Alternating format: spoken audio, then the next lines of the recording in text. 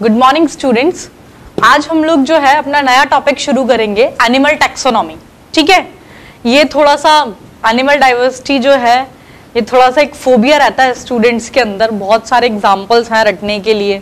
ठीक है, थोड़ा सा मुश्किल पड़ता है क्योंकि पूरा रट्टाफिकेशन वाला टॉपिक है, लेकिन हम लोग पूरी कोशिश करेंगे कि ये जो थोड़ा सा फोबिया है आपका, एक तो होता है ना किसी चीज का डर पहले से ही माइंड में सेट होता है तो फिर बाद में वो इतना रहे नहीं तो भी लगता ही है डर। पर मैं ऐसा तो नहीं बोलूंगी है, इसका फोबिया तो है क्योंकि सारा रट्टाफिकेशन वाला टॉपिक है, इसमें एग्जाम्पल्स सारे रटने पड़ते हैं। लेकिन हम लोगों ने पूरी कोशिश की है कि इसको जितना सिंप्लीफाई तरीके से, मतलब जितना कम से कम आपको दे सके, जितने में आपके एग्जाम्स में जो क्वेश्चंस बनते हैं वो सॉर्ट आउट हो जाए, मतलब जैसे बिल्कुल सिंप्लीफाइड अपन कर सके वो किया है। पर जितना कर सकते हैं उतना ही किया है, बाकी तो उसमें है थोड़ा सा तो, लेकिन ऐसे नहीं, आप लोगों को ध्यान से पढ़ना है। तो आज हम लोग यहीं से शुरू करेंगे। सबसे पहले तो अपन, इसमें ऐसा नहीं है कि मैं पूरा पावर पॉइंट से आप लोगों को दूंगी, कुछ चीजें मेरे को लगती है कि अननेसेसरीली ये पावर पॉइंट से देंगे, बाकी अपन चौक वर्क ही करेंगे। ठीक है, चलिए।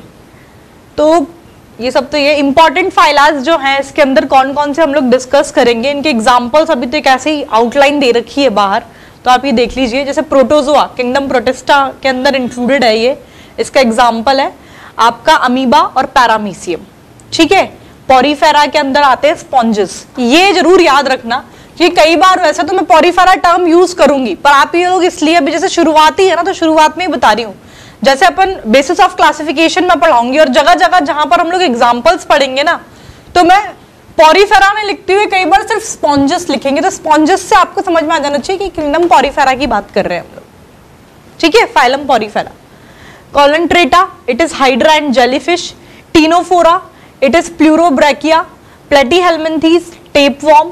Nemathelminthes, it is Ascaris. Annelida, it is earthworm, leech. Arthropoda, insect, scorpion and fly.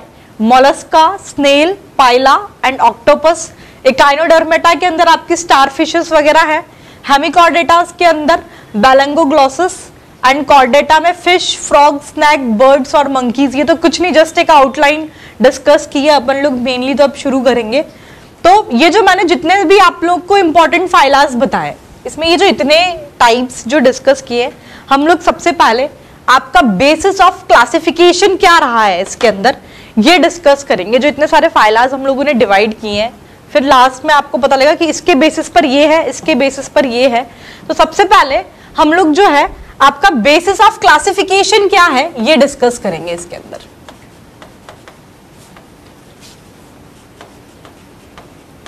अपन इतनी सारी चीजों में अपन क्लासिफिकेशन पढ़ते थे, मैक्सिमम 2 या 3 टाइप्स देखते थे इसके अंदर।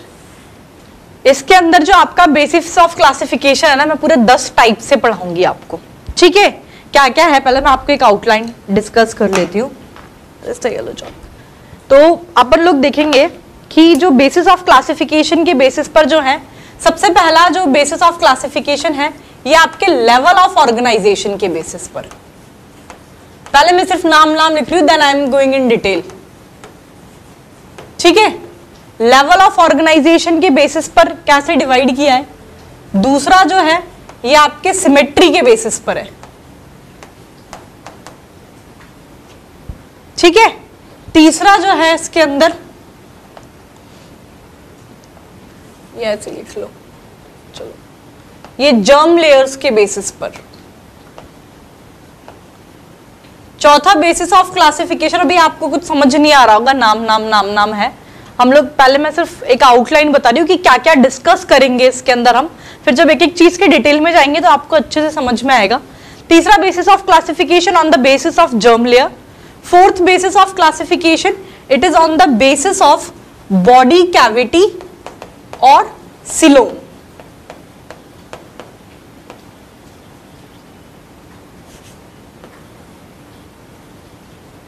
ठीक है, fifth basis of classification, it is body plan. Sixth basis of classification आपके सेगमेंटेशन के बेसिस पर।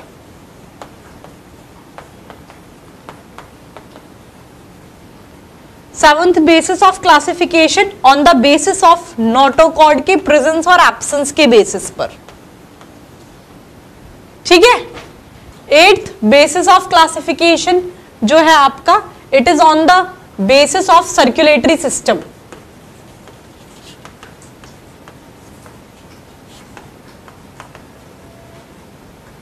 Ninth basis of classification, it is on the basis of embryonic development.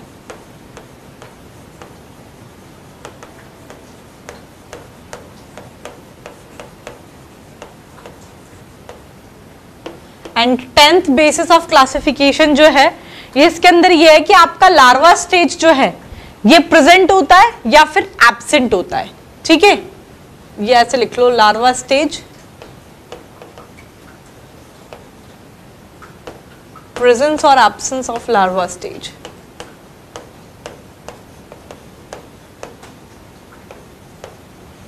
मैंने बोला 10 बेसिस ऑफ क्लासिफिकेशन हम लोग डिस्कस करेंगे.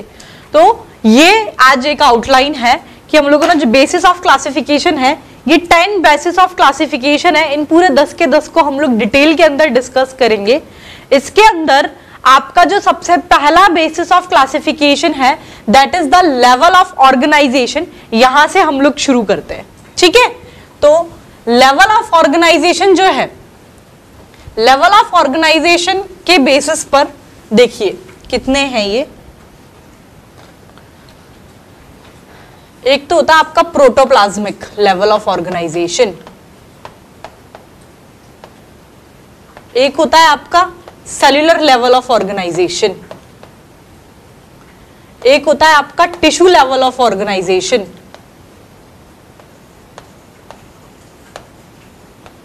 एक होता है आपका ऑर्गन लेवल ऑफ ऑर्गेनाइजेशन, और एक होता है आपका organ system level of organisation.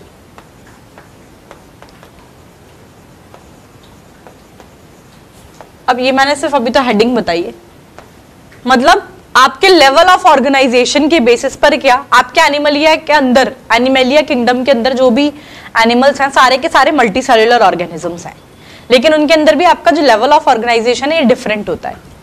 Protoplasmic level of organisation होता है, किसी में सेल्युलर लेवल है, किसी में टिश्यू लेवल है, किसी के अंदर ऑर्गन लेवल है, किसी के अंदर ऑर्गन सिस्टम लेवल है. और शायद मेरे को ये आपको एक्सप्लेन करने की जरूरत नहीं है, मैं आपको ऑलरेडी डिस्कस कर चुकी हूँ ये कि सेल मिलके टिश्यूज, टिश्यूज मिलके आपके ऑर्गन्स, और ऑर्गन्स मिलके ऑर्गन सिस्टम का फॉर्मेशन करते हैं. ठीक है, पर इन लेवल ऑफ प्रोटोप्लाज्मिक में क्या होता है, आपकी जो ए सेल्युलर बॉडी होती है ये आपका it function as a multicellular organism. ठीक है, आपकी ए सेल्युलर बॉडी जो है वो आपके as a multicellular organism act करती है प्रोटोप्लाज्मिक लेवल ऑफ ऑर्गेनाइजेशन के अंदर. अब इनके डायरेक्टली आप लोग ये लेवल ऑफ ऑर्गेनाइजेशन का बेसिस ये समझ में आ गया कि ये बेसिस है cellular, tissue, organ, organ system. ये मैं आपको एक्सप्लेन कर चुकी. प्रोटोप्लाज्मिक में तो a cellular body function as the multicellular organism, cell से टिश्यू, टिश्यू से ऑर्गन, ऑर्गन से ऑर्गन सिस्टम, ये ऑलरेडी पता है. स्ट्रेट फॉरवर्डली इसके एग्जाम्पल देख लीजिए. प्रोटोप्लाज्मिक लेवल ऑफ ऑर्गेनाइजेशन जो है ये आपको किसके अंदर देखने को मिलता है, ये आपको प्रोटोजोआ के अंदर देखने को मिलेगा. ठीक है, सेल्युलर लेवल ऑफ ऑर्गेनाइजेशन ये आपको पोरीफेरा, स्पॉन्जेस लिख लीजिए इसीलिए. ठीक है, मैंने आपको बोला था पोरीफेरा है यानी कि, तो ये आपको पोरीफेरा के अंदर देखने को मिलता है. टिश्यू लेवल ऑफ ऑर्गेनाइजेशन ये आपको कॉलेंट्रेट्स एंड टीनोफोर्स इनके अंदर देखने को मिलता है. ऑर्गन लेवल ऑफ ऑर्गेनाइजेशन है, it is seen in platyhelminthes.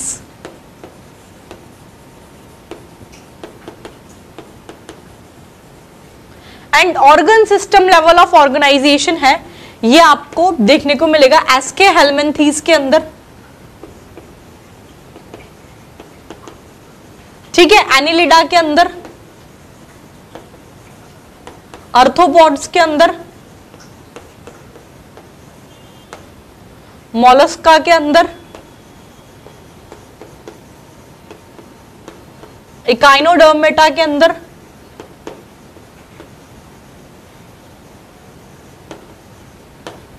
And Chordata के अंदर.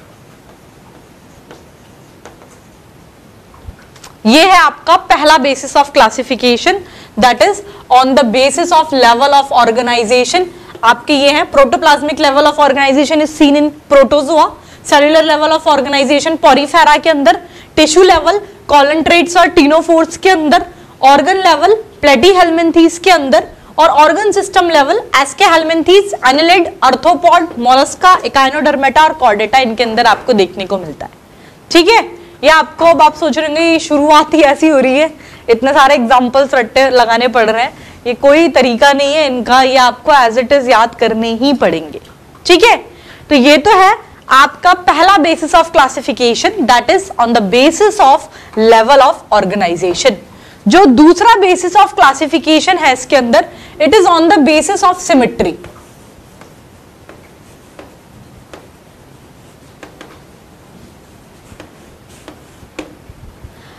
आपके सिमेट्री के बेसिस पर ये 3 टाइप है बेसिस ऑफ, क्या क्या है? एक तो हो सकता है आपका, एक है एसिमेट्रिकल, ठीक है, दूसरा है आपका इट इज रेडियल सिमेट्री,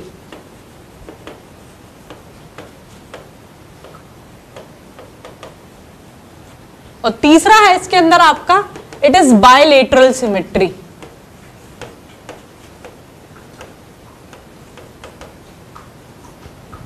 ठीक है, तो इसमें जो पहला है आपका दैट इज द एसिमेट्रिकल।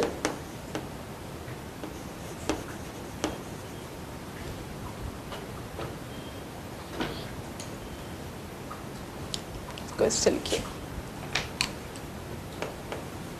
नाम से ही पता लग रहा है एसिमेट्रिकल मतलब क्या हो रहा है।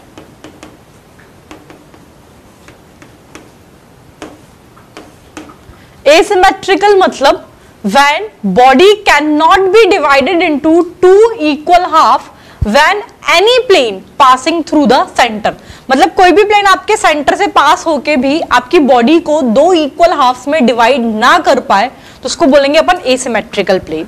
तो लिख लीजिए, when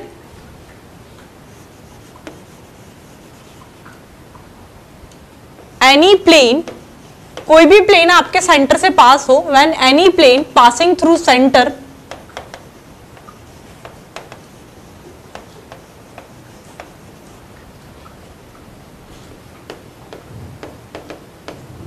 it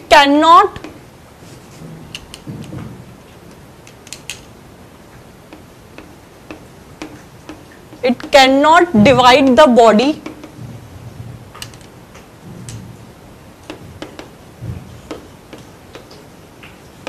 in 2 equal halves।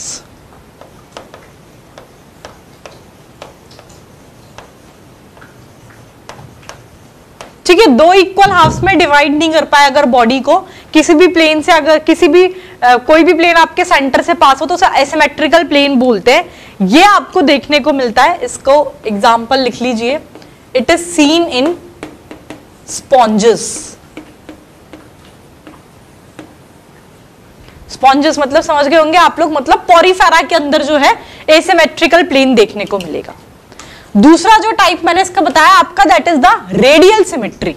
तो लिखिए, दूसरे के अंदर है आपका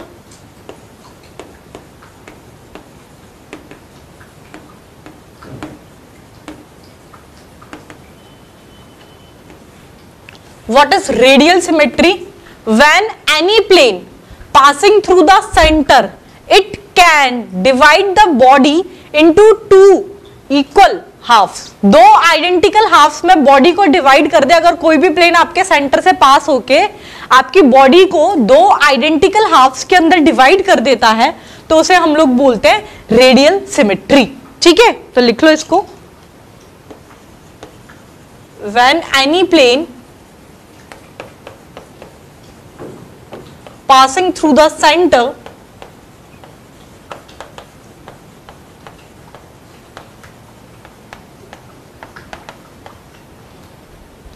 ठीक है, when any plane passing through the center it can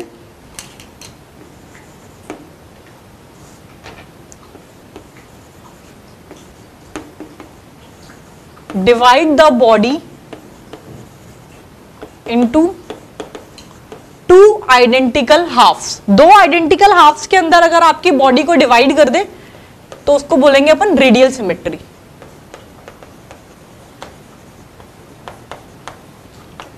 ठीक है। रेडियल सिमेट्री जो है ये आपको किन किन के अंदर देखने को मिलती है, ये आपको कॉलंट्रेट्स,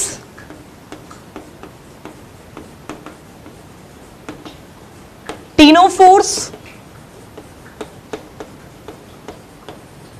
और आपको एकाइनोडर्मेटा, इनके अंदर रेडियल सिमेट्री प्रेजेंट होती है।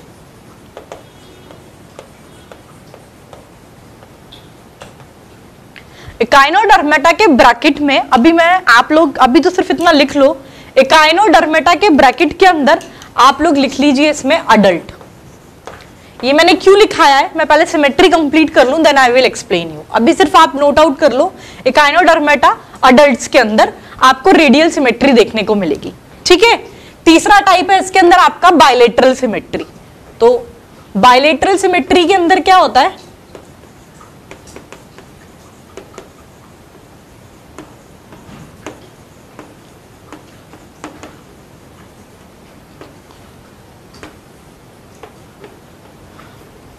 बायलेटरल सिमेट्री के अंदर क्या होता है, when body of the animal it can be divided into identical right and left half only through one plane passing through the centre. मतलब सिर्फ किसी एक प्लेन के थ्रू अगर बॉडी को दो मतलब आइडेंटिकल मतलब राइट साइड जो दो हाफ होंगे ना उसमें राइट साइड और लेफ्ट साइड एकदम सिमिलर हो तो उसको अपन बोलते हैं बायलेटरल सिमेट्री। ठीक है। प्लेटीहेल्मिन्थेस से कॉर्डेटा तक सारे के सारे आपके बायलेटरल सिमेट्री के अंदर आते हैं। ठीक है, लिख लो इसे, bilateral symmetry when body of animal it can be divided into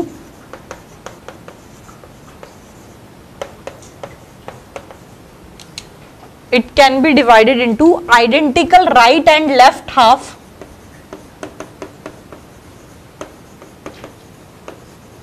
मतलब राइट साइड और लेफ्ट साइड जो होगा ना, जो मतलब बॉडी डिवाइड होगी तो उसका राइट साइड बिल्कुल एज इट इज आपके लेफ्ट साइड की तरह होगा। Identical right and left half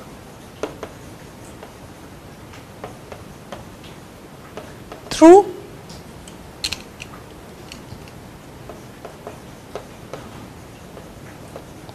only one plane.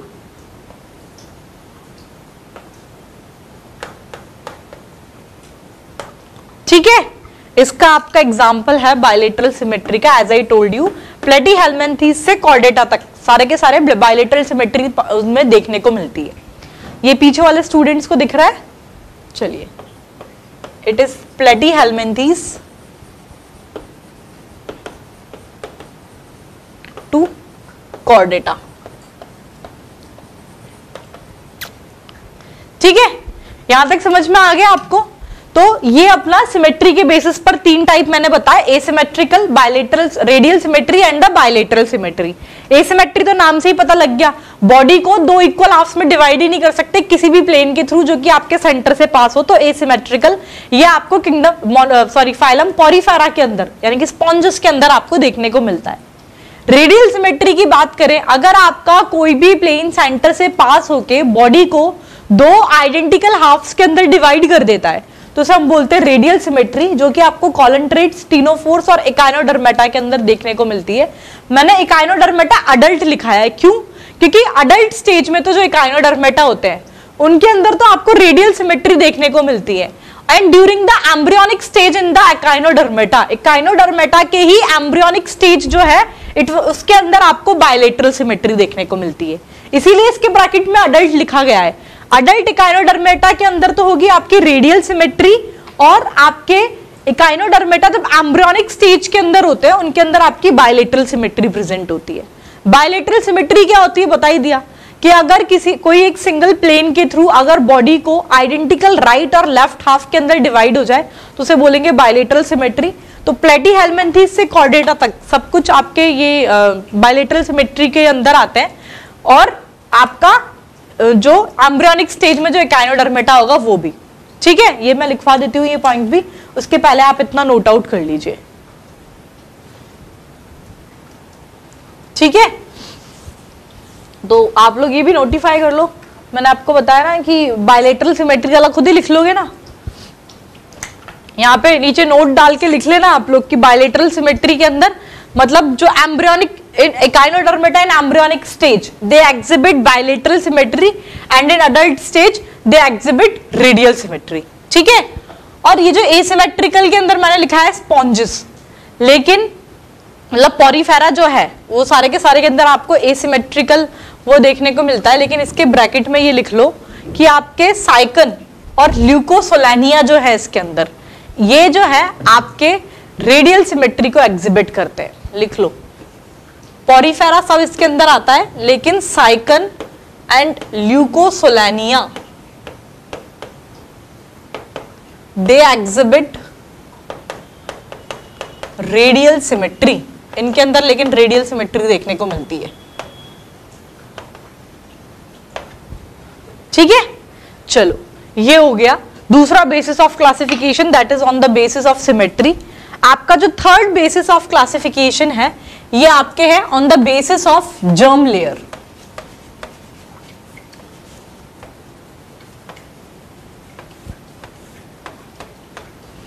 ठीक है, जर्म लेयर के बेसिस पर ये दो तरीके से होते हैं, एक तो है आपका डिप्लोब्लास्टिक,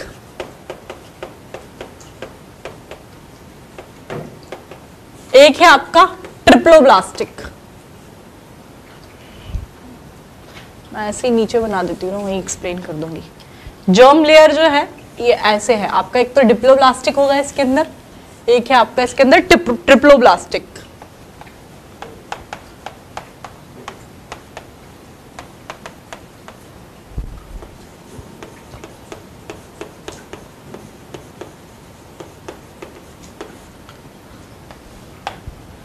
ठीक है, क्या होता है डिप्लोब्लास्टिक नाम से पता लगा, डिप्लो यानी कि दो, ट्रिप्लो यानी कि तीन, यानी कि अगर बॉडी के अंदर दो जर्म लेयर प्रेजेंट है तो डिप्लोब्लास्टिक, बॉडी के अंदर तीन जर्म लेयर प्रेजेंट है तो ट्रिप्लोब्लास्टिक। दो जर्म लेयर कौन सी होंगी आपकी, एक्टोडर्म एंड एंडोडर्म। तीन germ layer ectoderm, endoderm and mesoderm, ठीक है। तो ये है आपका diploblastic on the basis of classification, that is on the basis of germ layer के बेसिस पर जो क्लासिफिकेशन है डिप्लोब्लास्टिक। डिप्लोब्लास्टिक के अंदर क्या होता है, बॉडी कंसिस्ट ऑफ, इसके अंदर आपकी दो जर्म लेयर्स ही प्रेजेंट होती हैं, टू जर्म लेयर्स।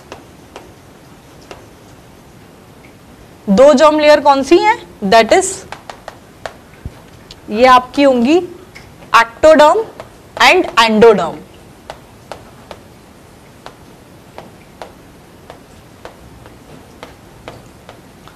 और इन दोनों जर्म लेयर्स के बीच में आपकी एक undifferentiated layer, that is mesoglea जो है, एक अनडिफरेंशिएटेड लेयर प्रेजेंट होती है, पर ये आपकी जर्म लेयर नहीं है। जर्म लेयर ये दो ही होती हैं, एक्टोडर्म और एंडोडर्म, ठीक है, लिख लो।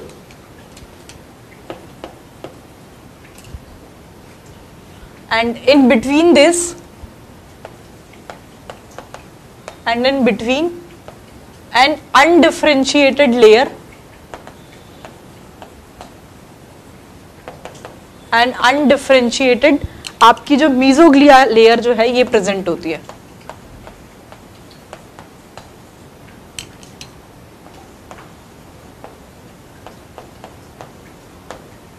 और मीजोग्लिया के बारे में लिख रही, जो मीजोग्लिया है it is not a germ layer, ये आपकी जर्म लेयर नहीं है। अदरवाइज आप सोचो ना एक्टोडर्म भी है, एंडोडर्म भी है, दोनों के बीच में मीजोग्लिया भी प्रेजेंट है, तो ट्रिप्लोब्लास्टिक हो गया ना, डिप्लोब्लास्टिक कहां बचा, ये डिप्लोब्लास्टिक ही है, जर्म लेयर ये दोनों ही है, एक्टोडर्म और एंडोडर्म।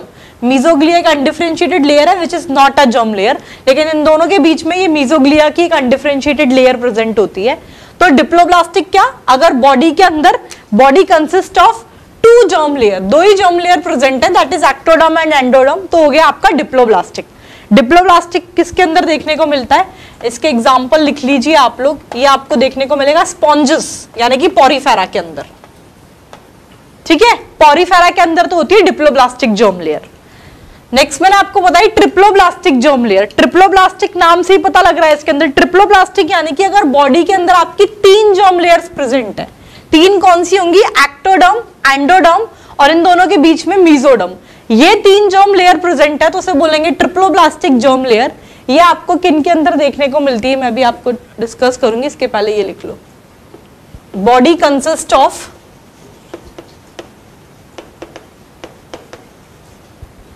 इसके अंदर होती हैं आपकी 3 germ layers present. Body consist of 3 germ layers.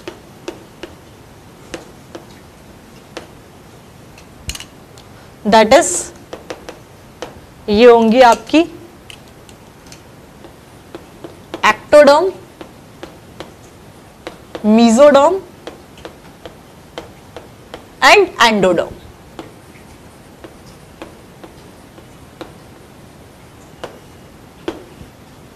ठीक है, इसका एग्जाम्पल नोट कर लो। ये आपको देखने को मिलता है कॉलनट्रेट्स,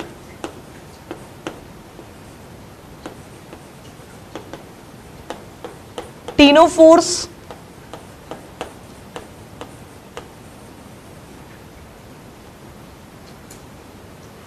एक सेकेंड, ये मैंने सिर्फ स्पॉन्जेस लिखा है ना डिप्लोब्लास्टिक के अंदर। डिप्लोब्लास्टिक के अंदर स्पॉन्जेस, कॉलनट्रेट्स और टीनोफोर्स के अंदर। ठीक है, इधर गलती से लिखा दिया था। डिप्लोब्लास्टिक जर्म लेयर जो है स्पॉन्जेस, कॉलनट्रेट्स और टीनोफोर्स के अंदर देखने को मिलेगी, और ट्रिप्लोब्लास्टिक जर्म लेयर जो है ये आपको देखने को मिलती है प्लेटीहेल्मिन्थेस से लेकर आपके कॉर्डेटा तक। प्लेटीहेल्मिन्थेस टू कॉर्डेटा, इनके अंदर होती है आपकी ट्रिप्लोब्लास्टिक जर्म लेयर। ठीक है, तो ये हो गया आपका जो तीसरा बेसिस ऑफ क्लासिफिकेशन था, that is on the basis of germ layer. ठीक है, तो ये आपके 2 टाइप के हो गए, that is the diploblastic and triploblastic. समझ में आ गया होगा। डिप्लोब्लास्टिक एक ही की point, 2 germ layer, ectoderm, endoderm. लेकिन एक चीज ये ध्यान रख लेना, दोनों के बीच में मीजोग्लिया प्रेजेंट होती है जो कि अनडिफरेंशिएटेड लेयर है लेकिन जर्म लेयर नहीं है। ठीक है, पॉरीफेरा, कॉलनट्रेट्स और टीनोफोर्स के अंदर देखने को मिलेगा।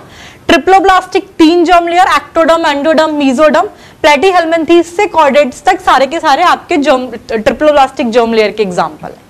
ठीक है, नेक्स्ट जो आपका 4th बेसिस ऑफ क्लासिफिकेशन है, it is on the basis of body cavity और सीलोम। कितने टाइप के होते हैं हम लोग डिस्कस करेंगे। ये लिख लिया सभी ने, हटा दूं इसे, चलिए।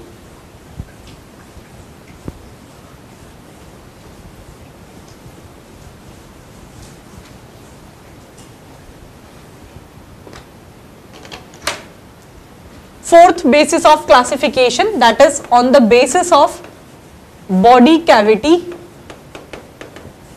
और सीलोम।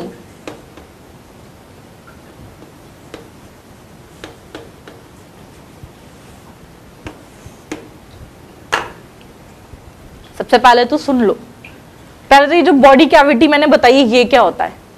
आपकी बॉडी वॉल और गट वॉल, इन दोनों के बीच में जो स्पेस प्रेजेंट होता है उसे हम लोग बोलते हैं बॉडी कैविटी और coelom.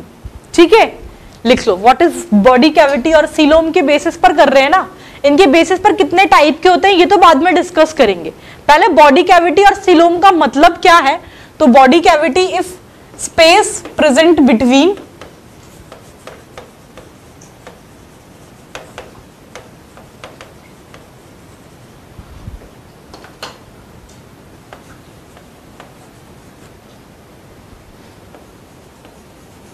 Body wall and gut wall. Body wall और गट वॉल के बीच में जो स्पेस प्रेजेंट होती है उसे हम लोग बोलते हैं बॉडी कैविटी और सीलोम। इसका बेसिस पर देखो कितने टाइप के होते हैं, ये आपके 3 टाइप के होते हैं इस बेसिस पर।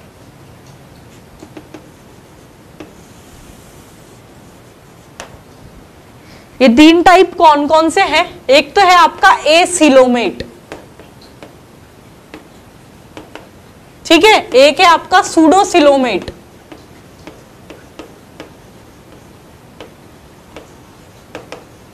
और एक है आपका सीलोमेट। ठीक है, अब बॉडी कैविटी और आपका क्या बोलते हैं सीलोम क्या है ये तो समझ में आ गया कि बॉडी वॉल और गट वॉल के बीच में जो स्पेस है उसे मैंने बोला बॉडी कैविटी। इसके बेसिस पर ये 3 टाइप के हैं, एसिलोमेट, सूडोसिलोमेट और सिलोमेट। नाम से ही पता लग रहा है एसिलोमेट में तो क्या आपकी जो बॉडी कैविटी है ये एब्सेंट होती है, ठीक है। सूडोसिलोमेट और सिलोमेट में क्या होता है, पहले मैं आपको सिलोमेट एक्सप्लेन कर रही हूं। सिलोमेट के अंदर आपकी बॉडी कैविटी प्रेजेंट होती है and it is lined by mesodermal layer. अगर वो जो बॉडी कैविटी जो प्रेजेंट है वो अगर मेसोडर्म की लेयर से लाइंड हो रही है, मेसोडर्म की लेयर से लाइन कर रही है, तो उसे बोलेंगे अपन सिलोमेट। सूडोसिलोमेट में क्या होता है, इसमें भी बॉडी कैविटी तो प्रेजेंट होती है but it is not lined by mesodermal layer, पर उसको मेसोडर्मल लेयर लाइन नहीं करती है, उल्टा आपकी बॉडी कैविटी के अंदर मेसोडर्मल पाउचेस जो है ये आपके स्कैटर्ड रहते हैं, ये है आपका सूडोसिलोमेट। समझ में आया? ये तो नाम से ही पता लग गया, एसिलोमेट, ए यानी कि एब्सेंस ऑफ, यानी कि इसमें तो सिलोम यानी कि जो बॉडी कैविटी है ये एब्सेंट है। सूडोसिलोमेट और सिलोमेट दोनों के अंदर आपकी बॉडी कैविटी प्रेजेंट है। डिफरेंस क्या है, सिलोमेट के अंदर जो बॉडी कैविटी प्रेजेंट है it is lined by layer of mesoderm, mesodermal layer इसको लाइन करती है। सूडोसिलोमेट के अंदर जो बॉडी कैविटी प्रेजेंट है it is not lined by layer of mesoderm, mesodermal layer उसे लाइन नहीं करेगी, उल्टा जो बॉडी कैविटी के अंदर जो है मेसोडर्मल पाउचेस जो है ये स्केटर्ड रहते हैं, ये है आपका सूडोसिलोमेट। ठीक है, लिख लो। एसिलोमेट के अंदर क्या है, इसके अंदर तो आपकी जो बॉडी कैविटी है it is absent over here,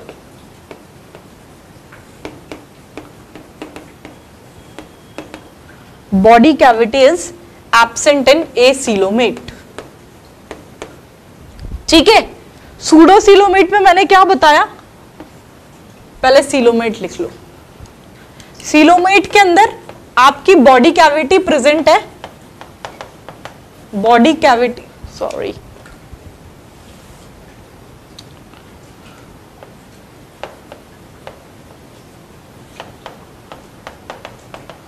body cavity is present, body cavity present है and it is lined by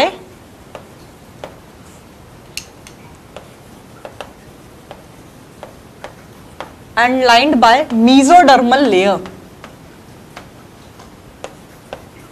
mesodermal layer से लाइन करे तो इट इज सिलोमेट। सूडोसिलोमेट में क्या है, बॉडी कैविटी तो प्रेजेंट होती है, body cavity is present but it is not lined by mesodermal layer, but it is not lined by mesodermal layer। उल्टा आपके जो मेसोडर्मल पाउचेस हैं they are scattered in body cavity, mesodermal pouches they are scattered in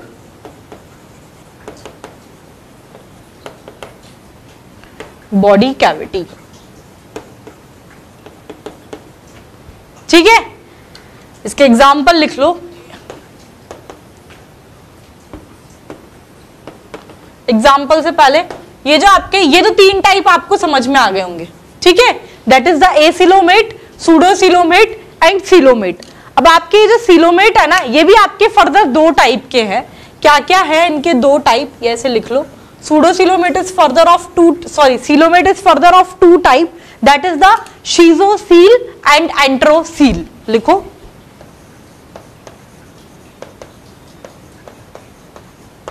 शीजोसील and एंट्रोसील। ठीक है, ये 2 type के होते हैं आपके सिलोमेट भी। इनके अंदर है क्या ये बाद में बताऊंगी कि मेरे पास इतना स्पेस नहीं है, मैं डायरेक्टली अब पहले एग्जांपल लिख देती हूँ, फिर शीजोसील और एंट्रोसील बाद में आपको एक बताऊंगी।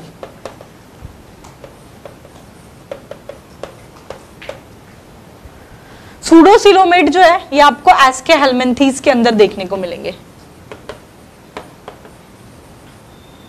ठीक है, एसिलोमेट जो है प्लेटीहेल्मिन्थीज के अंदर, प्लेटीहेल्मिन्थीज के अंदर तो एसिलोमेट, सूडोसिलोमेट बॉडी कैविटी आपको एस्के हेलमिंथीज के अंदर देखने को मिलेगी। सिलोमेट के अंदर भी 2 टाइप है ना आपके, शीजोसील और एंट्रोसील। शीजोसील आपको देखने को मिलेगा annelids, arthropods and mollusc. Annelida, arthropoda और मोलस्का, इनके अंदर तो शीजोसील बॉडी कैविटी होगी। और आपके एकाइनोडर्मेटा,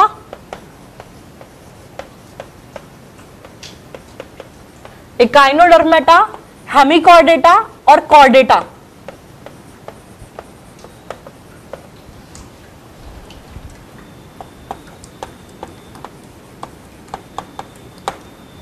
इनके अंदर एंट्रोसील बॉडी कैविटी होगी। समझ में आया क्या बताया मैंने?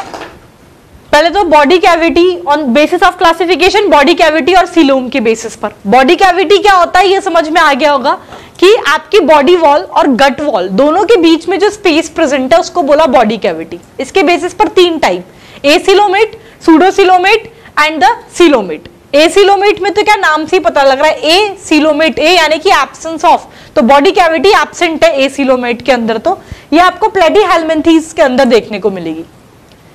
सूडोसिलोमेट में क्या होता है, बॉडी कैविटी तो प्रेजेंट होती है but it is not lined by mesodermal layer. Mesodermal layer उसे लाइन नहीं करती है, उल्टा बॉडी कैविटी के अंदर आपके मेसोडर्मल पाउचेस जो है ये प्रेजेंट होते हैं। ये होता है आपके सूडोसिलोमेट के अंदर, जो कि आपको एस्केहेल्मिन्थीज के अंदर देखने को मिलती है। फिर सिलोमेट टाइप, सिलोमेट में क्या होता है, आपकी जो बॉडी कैविटी प्रेजेंट है it is lined by mesodermal layer. Coelomate भी आप फर्दर आपके 2 टाइप के हैं, एक है आपके शीजोसील, एक है आपके एंट्रोसील। शीजोसील टाइप की बॉडी कैविटी आपको एनिलिडा, आर्थ्रोपोडा और मोलस्का के अंदर देखने को मिलेगी। एंट्रोसील टाइप की जो बॉडी कैविटी है ये आपको एकाइनोडर्मेटा, हेमिकॉर्डेटा और कॉर्डेटा के अंदर देखने को मिलती है। ठीक है, शीजोसील और एंट्रोसील क्या होता है ये मैं आपके साथ डिस्कस करूंगी, उसके पहले आप इतना नोट आउट कर लीजिए। ठीक है, लिख लिया आप लोगों ने इतना? तो मैंने आपको बताया ना शीजोसील क्या होता है, ये लिख लो। शीजोसील के अंदर क्या होता है, it is formed by the splitting of mesodermal mass. Mesodermal mass के स्प्लिटिंग से तो शीजोसील, और एम्ब्रियोनिक स्टेज में जो गट वॉल के फ्यूजन से बनता है, आपके गट पाउचेस के फ्यूजन से एंट्रोसील। ठीक है, चाहो तो यहीं लिख लो, यहां पर ये थोड़ी सी स्पेस तो है यहाँ की जगह। शीजोसील बनेगा, it is formed by the splitting of mesodermal mass.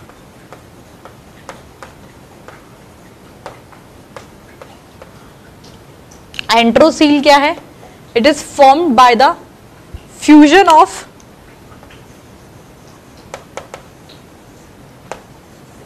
Gut pouches during embryonic stage.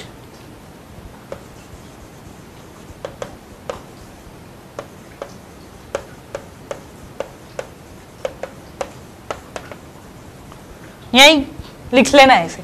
ठीक है, तो ये हो गया आपका तीसरा type, that is on the basis of body cavity और सिलोम। ठीक है, 4th टाइप जो है इसके अंदर आपका, इसमें बेसिस ऑफ क्लासिफिकेशन है आपका बॉडी प्लान के बेसिस पर। ठीक है, ये लिख लिया सभी ने, हटा दो इसे। चलिए,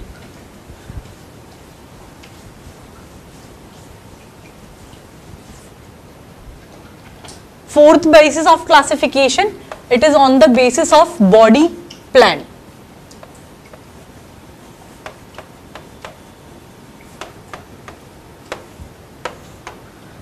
इसके बेसिस पर ऐसे होता है,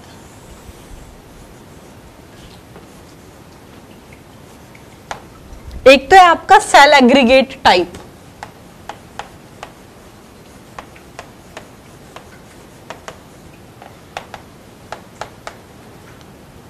ठीक है, दूसरा है इसके अंदर आपका ब्लाइंड सैक, ये लिखो ब्लाइंड सैक टाइप, और तीसरा है आपका tube within tube type. Tube within tube क्या होता है हम लोग डिस्कस करेंगे।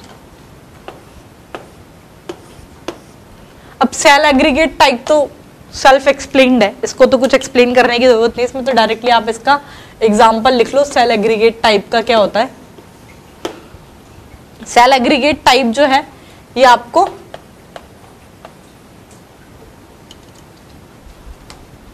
एग्जांपल बाद में देखो, पहले एक्सप्लेन कर देती हूँ। आपके ब्लाइंड सैक टाइप में क्या होता है, tube within tube type में क्या होता है। ब्लाइंड सैक टाइप क्या होता है, अगर आपका जो डाइजेस्टिव ट्रैक है, ब्लाइंड सैक टाइप में क्या होता है, जो डाइजेस्टिव ट्रैक है ये इनकम्प्लीट होता है, इनकम्प्लीट डाइजेस्टिव ट्रैक प्रेजेंट है, बॉडी से आउटसाइड की तरफ जो ओपनिंग होती है ना, सिंगल ओपनिंग प्रेजेंट होती है, यानी कि माउथ और एनस दोनों एक ही, मतलब माउथ और एनस का फंक्शन वो सिंगल ओपनिंग करती है, ये तो होता है ब्लाइंड सैक में, ठीक है, मतलब सिंगल ओपनिंग प्रेजेंट है which act as both mouth and anus. Tube within tube type के अंदर आपका कंप्लीट डाइजेस्टिव ट्रैक प्रेजेंट होता है, दो सेपरेट ओपनिंग होती है आउटसाइड की तरफ, that is mouth and anus, ये डिफरेंस है दोनों में, ठीक है, लिख लो। ब्लाइंड सैक के अंदर मैंने आपको क्या बताया, इसके अंदर आपका इनकम्प्लीट डाइजेस्टिव ट्रैक है,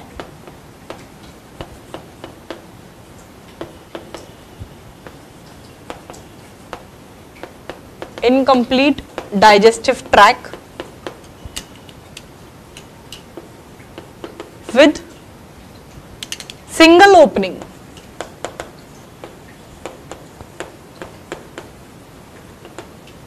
with single opening outside the body which act as both mouth and anus.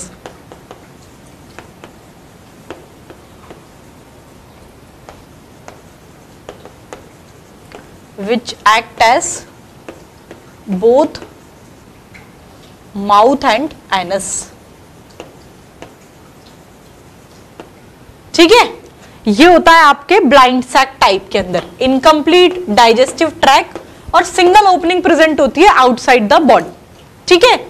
Tube within tube में मैंने क्या बताया, आपका डाइजेस्टिव ट्रैक इसके अंदर कंप्लीट है, कंप्लीट डाइजेस्टिव ट्रैक प्रेजेंट होता है आपके ट्यूब विद इन ट्यूब में, कंप्लीट डाइजेस्टिव ट्रैक। दूसरी चीज क्या, इसके अंदर आपकी दो ओपनिंग प्रेजेंट होती है outside the body, that is the mouth and anus, ठीक है, two opening present outside the body,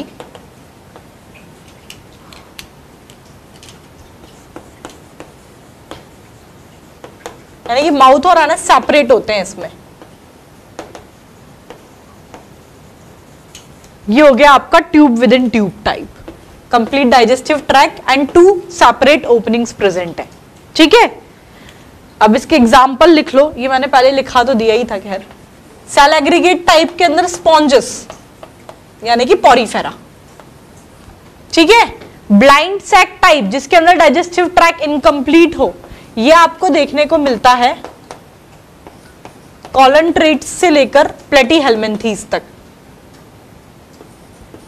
कॉलनट्रेट्स to Platyhelminthes.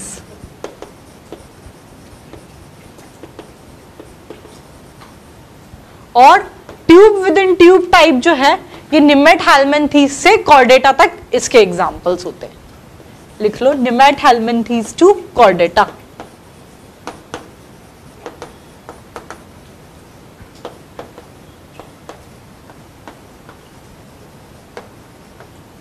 ठीक है, ये हो गया आपका fourth basis of classification, that is on the basis of body plan. ये तीन टाइप के हैं, cell aggregate, blind sac type and tube within tube type.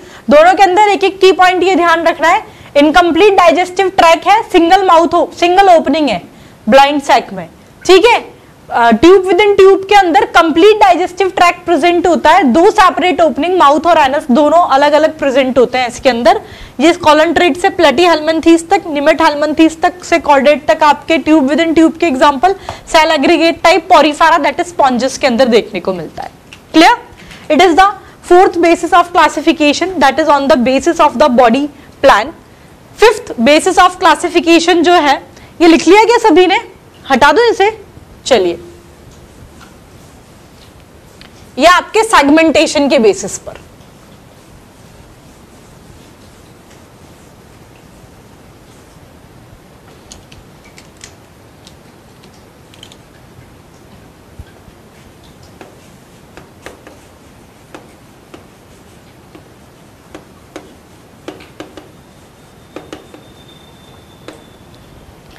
Segmentation के बेसिस पर जो है ये आपके दो टाइप के होते हैं, एक तो है प्रोटोस्टोरियोमेट एंड मेटामर्फ्स, ठीक है, क्या होते हैं पहले चलो ये लिख लो इतना ही, ठीक है। तो जो नेक्स्ट बेसिस ऑफ क्लासिफिकेशन है आपके सेगमेंटेशन के बेसिस पर, उधर मैंने फोर्थ डाला था, फिफ्थ हो गया, सीक्वेंस तो आपने देख लिया होगा खैर, ठीक है। That is on the basis of segmentation. आपके सेगमेंटेशन के बेसिस पर ये आपके दो टाइप के होते हैं, एक है सूडो मेटामेरिक और एक है आपके मेटामेरिक। क्या होता है देखिए, pseudo metameric and metameric segmentation.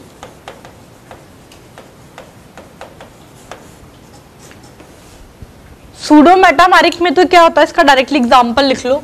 Pseudo metameric segmentation जो है ये आपको टेपवॉर्म के अंदर देखने को मिलते हैं। मेटामेरिक सेगमेंटेशन का आपका एग्जांपल है ये आपको एनिलिड्स, आर्थ्रोपॉड्स और कॉर्डेट्स इनके अंदर देखने को मिलते हैं metameric segmentation. Metameric segmentation exactly आपका होता क्या है, इसके अंदर आपकी जो बॉडी जो है इंटरनली और एक्सटर्नली सेगमेंट्स के अंदर डिवाइडेड रहती है with serial repetition of some organ. कुछ ऑर्गन का सीरियल रिपीटेशन होता है। फॉर एग्जांपल ह्यूमन बीइंग्स के अंदर रिब्स और वर्टिब्रा जो हैं ये आपके मेटामेरिक सेगमेंटेशन शो करती है, सीरियल रिपीटेशन होता है इनका। It is about this. आपको तो डायरेक्टली इसके अंदर कुछ नहीं, सेगमेंटेशन में सूडो मेटामेरिक और मेटामेरिक इनके एग्जांपल रटने कि सूडो मेटामेरिक सेगमेंटेशन टेपवॉर्म के अंदर, मेटामेरिक सेगमेंटेशन एनिलिडा, आर्थ्रोपोडा और कॉर्डेट्स इनके अंदर आपके मेटामेरिक सेगमेंटेशन देखने को मिलता है। पर फिर भी आप मेटामेरिक सेगमेंटेशन होता क्या है एक बार ये लिख लीजिए, इसमें जो बॉडी है it is divided into segments internally and externally.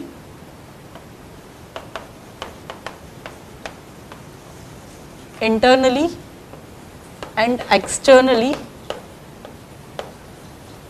Into segments. Segments के अंदर डिवाइडेड होती है आपकी बॉडी, ठीक है।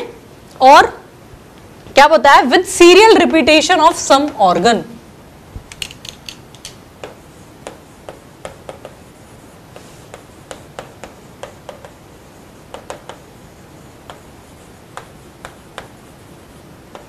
लिख लो आप चाहो तो ये एग्जांपल भी कि ह्यूमन बीइंग्स के अंदर, यहां पे लिख रही हूं मैं, ह्यूमन बीइंग्स के अंदर वर्टिब्रा और रिब्स जो हैं ये आपके मेटामेरिक सेगमेंटेशन को शो करते हैं। क्लियर? ये हो गया आपका sixth basis of classification, that is on the basis of segmentation. Next basis of classification जो है ये आपके है नोटोकॉर्ड के बेसिस पर, ठीक है। ये लिख लिया सभी ने, हटा दो इसे। चलिए next basis of classification, it is in the on the basis of presence और एब्सेंस ऑफ नोटोकॉर्ड। नोटोकॉर्ड आपका प्रेजेंस है या एब्सेंस है, इसके बेसिस पर आपके दो टाइप के हैं। तो seventh basis of classification it is on the basis of presence और एब्सेंस ऑफ नोटोकॉर्ड, ठीक है। इसमें दो टाइप के होते हैं,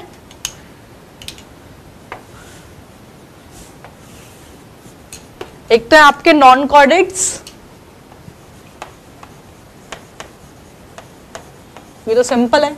दूसरा होता है आपके कॉर्डेट्स, नाम से ही पता लग रहा है। नॉन कॉर्डेट्स के अंदर तो क्या आपका नोटोकॉर्ड जो है इनके अंदर होगी एब्सेंट, नोटोकॉर्ड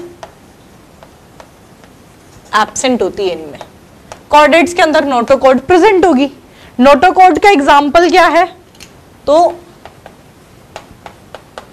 पोरीफेरा से लेकर हेमिकॉर्डेटा तक ये सारे नॉन कॉर्डेट्स होते हैं, ठीक है। और कॉर्डेट्स नाम से कॉर्डेट्स सारे इसके अंदर आएंगे, ठीक है। तो इसमें तो नोटोकॉर्ड एब्सेंट होती है, इसमें नोटोकॉर्ड प्रेजेंट होती है। ये हुआ आपका basis of classification on the basis of presence और एब्सेंस ऑफ नोटोकॉर्ड, ठीक है। दूसरा जो क्लासिफिकेशन है ये 8 टाइप का क्लासिफिकेशन है आपका सर्कुलेटरी सिस्टम के बेसिस पर, ठीक है। तो ये लिख लिया सबने सेगमेंटेशन वाला, हटा दो इसे। चलिए नेक्स्ट हेडिंग डाल लीजिए आप लोग, on the basis of circulatory system.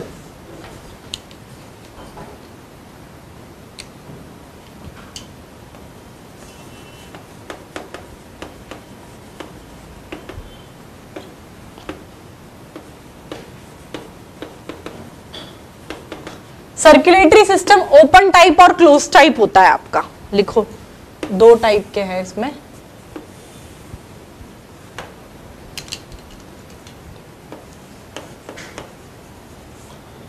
Open circulatory system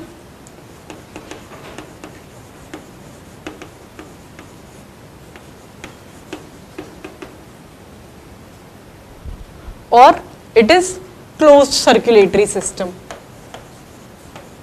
ठीक है, मैं पूरा नहीं लिख रही। क्लोज सर्कुलेटरी सिस्टम क्या होता है? ओपन और क्लोज सर्कुलेटरी सिस्टम के अंदर, ओपन सर्कुलेटरी सिस्टम में तो क्या होता है, आपका हार्ट से जो ब्लड पंप होता है ये आपके ओपन स्पेस के अंदर पंप होता है, दैट इज द हीमोसील, और सेल्स और टिश्यूज जो है ये डायरेक्टली इसके अंदर ही आपके बाथ्ड होते हैं। क्लोज टाइप में ब्लड जो है ये आपके ब्लड वेसल्स के थ्रू, फिर ये blood vessels of varying diameter, arteries, vessels, blood capillaries, arteries, veins, blood capillaries, इनके थ्रू आपका ब्लड का सर्कुलेशन होता है क्लोज्ड के अंदर। ठीक है, तो नाम से आपको तो पता है ओपन टाइप ऑफ सर्कुलेटरी में, ये लिखा नहीं रही, इसका डिटेल आपको समझ में आ रहा होगा। ओपन सर्कुलेटरी सिस्टम में ब्लड का जो सर्कुलेशन है, ये ब्लड जो है हार्ट से पंप होता है ओपन स्पेस हीमोसील के अंदर, और सेल्स और टिश्यूज वगैरह जो है, ऑर्गन्स वगैरह जो डायरेक्टली इसी के अंदर बात करते हैं। क्लोज सर्कुलेटरी सिस्टम के अंदर जो ब्लड का जो सर्कुलेशन होता है आपकी वेरिंग डायमीटर के ब्लड वेसल्स के थ्रू होता है, यानी कि आर्टरीज, वेन्स और ब्लड कैपिलरीज के थ्रू होता है। ठीक है, किसके अंदर क्या देखने को मिलता है? तो आपका जो क्लोज्ड सर्कुलेटरी सिस्टम है ये आपको किन के अंदर देखने को मिलेगा?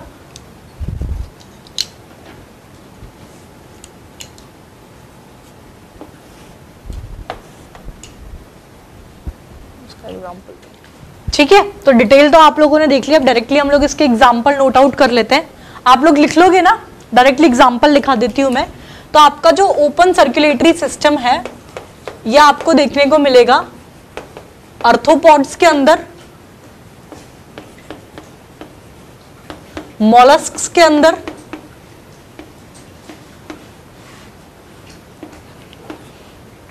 एकाइनोडर्मेटा के अंदर,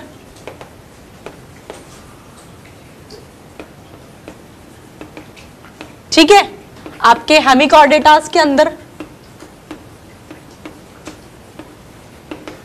और कुछ कॉर्डेट्स के अंदर, लोअर कॉर्डेट्स के अंदर, जैसे कि ट्यूनिका, उनके अंदर देखने को मिलता है। And lower chordates and some lower chordates like tunica, इनके अंदर आपका ओपन सर्कुलेटरी सिस्टम जो है ये प्रेजेंट होता है। क्लोज्ड सर्कुलेटरी सिस्टम, इसका एग्जाम्पल है आपका, ये आपको एनिलिड्स के अंदर, सिफेलोपोड मॉलस्क्स के अंदर,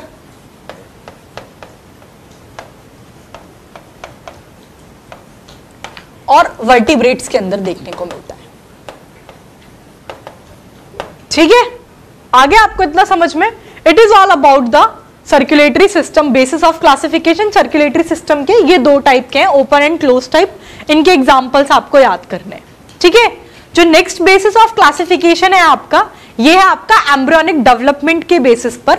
एम्ब्रियोनिक डेवलपमेंट के बेसिस पर जो है आपके 2 टाइप के हैं, प्रोटोस्टोमिएट्स एंड ड्यूटेरोस्टोमिएट्स। क्या होता है हम लोग डिस्कस करेंगे, जब तक आप इसे कर लो।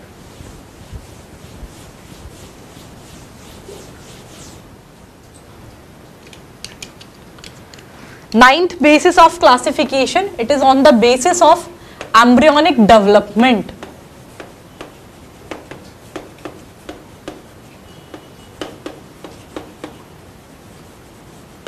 इसके लिख लो फेट ऑफ ब्लास्टोपोर, उसके बेसिस के ऊपर है ये। ठीक है,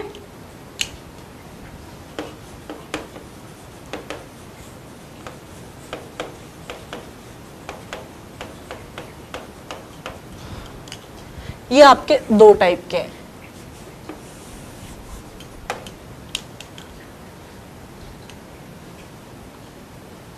इट इज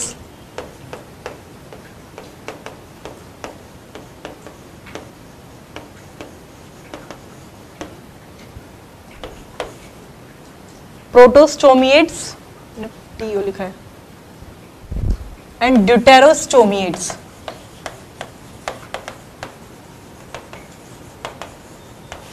प्रोटोस्टोमिएट्स एंड ड्यूटेरोस्टोमिएट्स। प्रोटोस्टोमिएट्स के अंदर तो क्या होता है, मैंने आपको बताया ना फेट ऑफ ब्लास्टोपोर के ऊपर बेसिस पर है।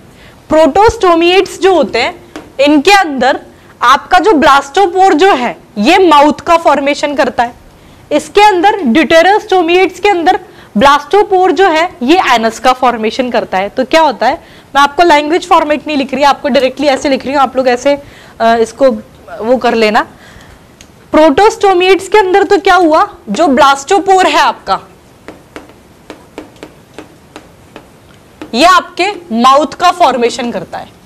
तो ब्लास्टोपोर माउथ का फॉर्मेशन करा रहा है, यानी कि एनिमल बॉडी में सबसे पहले माउथ बनेगा, उसके बाद एनस का फॉर्मेशन होगा। लिख लीजिए, यानी कि mouth is formed earlier during the development.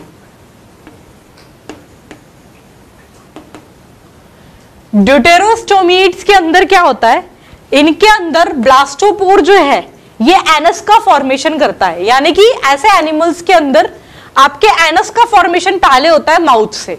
ठीक है, इसमें जो ब्लास्टोपोर है ये आपके एनस का फॉर्मेशन कर रहा है। सो इस वजह से एनस जो है it is formed earlier than mouth.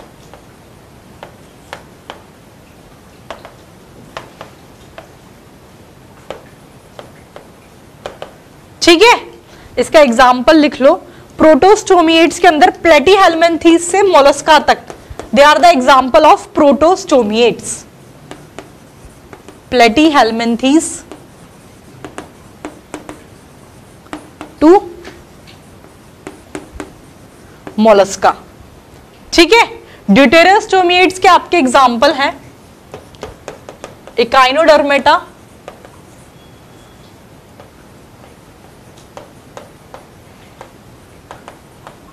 Hemichordates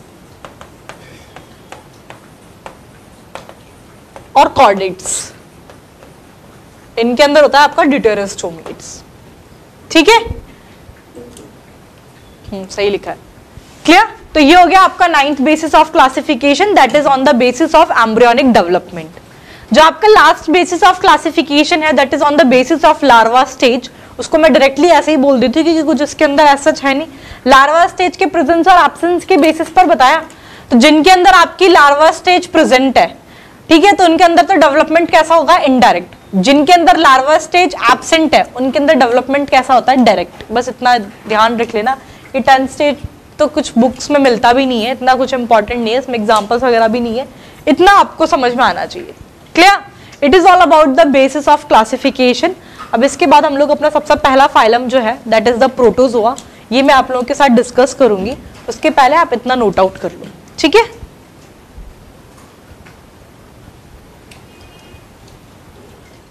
ठीक है, तो it is all about this. Next हम लोग आपका फाइलम प्रोटोजोआ जो है ये डिस्कस करेंगे। किंगडम यहाँ पे पहला फाइलम जो है आपका प्रोटोजोआ, ये हम लोग डिस्कस करेंगे।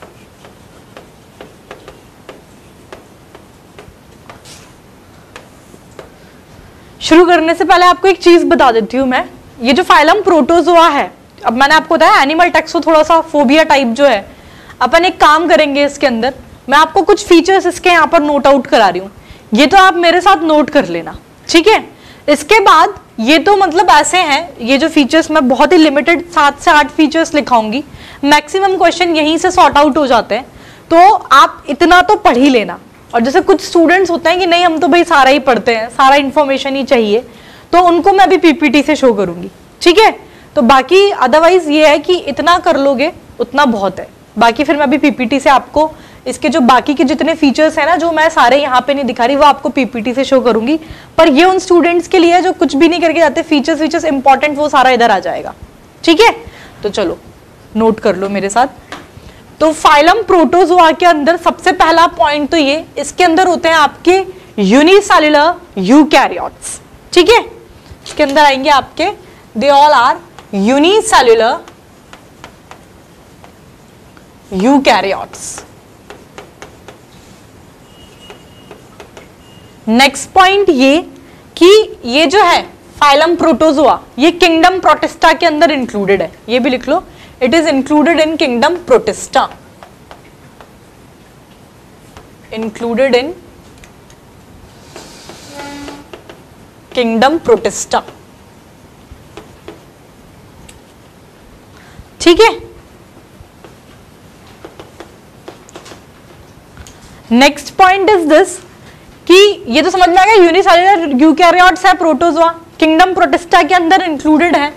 नेक्स्ट पॉइंट इसके रेस्पिरेशन और एक्सक्रीशन से रिलेटेड है, वो ये कि फाइलम प्रोटोजोआ के अंदर जो रेस्पिरेशन और एक्सक्रीशन होता है ये आपके जनरल बॉडी सरफेस के थ्रू होता है और they are ammonotelic in nature, यानी कि एक्सक्रीटरी वेस्ट प्रोडक्ट आपका अमोनिया होता है। ठीक है, डाइजेशन की बात करें तो इंट्रासेल्युलर डाइजेशन इनके अंदर देखने को मिलता है। तो लिख लीजिए दोनों पॉइंट पहले कि सबसे पहले मैंने आपको रेस्पिरेशन और एक्सक्रीशन के बारे में क्या बताया कि रेस्पिरेशन एंड एक्सक्रीशन ये आपके जनरल बॉडी सरफेस से होता है, respiration and excretion through general body surface.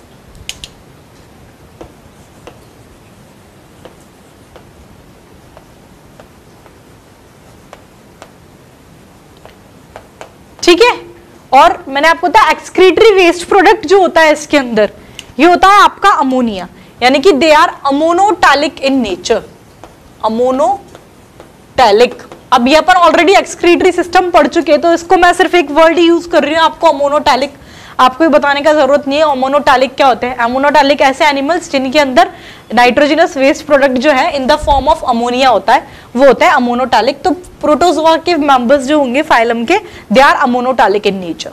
ठीक है, दूसरा हम लोग इसके अंदर अगर डाइजेशन की बात करें तो इंट्रासेल्युलर, एक एक वर्ड जो है ना सिर्फ ये एक एक की पॉइंट ही याद रखना है, बाकी जो डिटेल में तो अभी मैं स्लाइड से शो करूंगी पर उतना नहीं, आप लोग इतना भी पढ़ के जाओगे ना तो उतना काम चल जाएगा।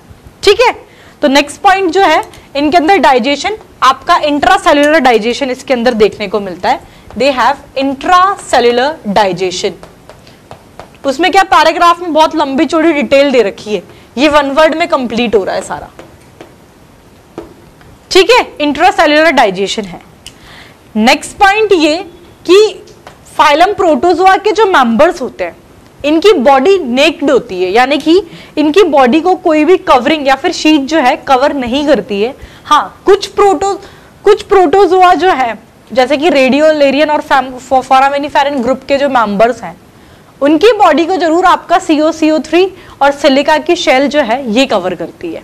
ठीक है, तो लिखिए नेक्स्ट पॉइंट कि फाइलम प्रोटोजोआ के जो मेंबर्स होते हैं उनकी जो बॉडी होती है it is not covered by, body is not covered by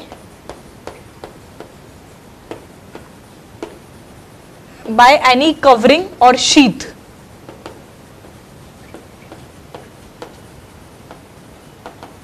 लेकिन कुछ प्रोटोजोआ के अंदर, बट इन सम प्रोटोजोआ ये किससे कवर्ड रहती है, इट इज कवर्ड बाय, कुछ प्रोटोजोआस के अंदर it is covered by CaCO3 and silica. जैसे कि आपका ये लिख लो एग्जांपल रेडियोलेरियन एंड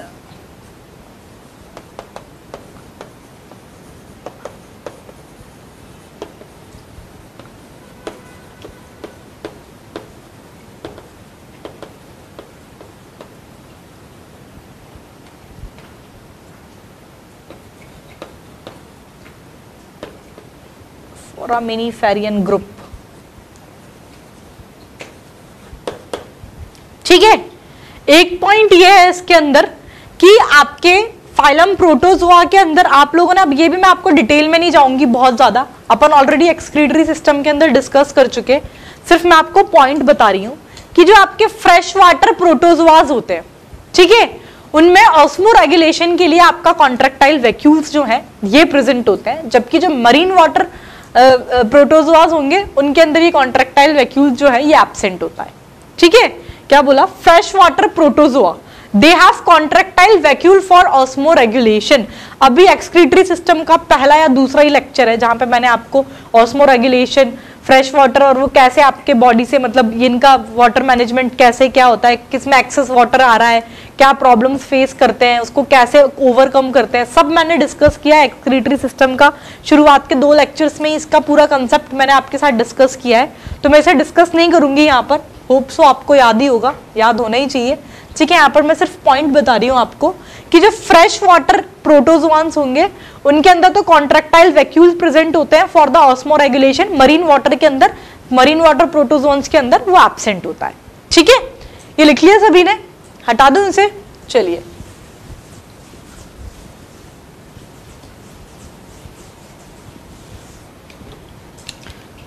तो लिखिए next point, fresh water protozoa they have contractile vacuole, contractile vacuoles present होते हैं for osmoregulation।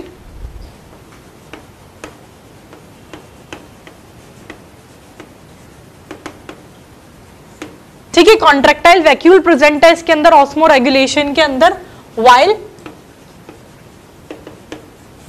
in marine water protozoa they are absent.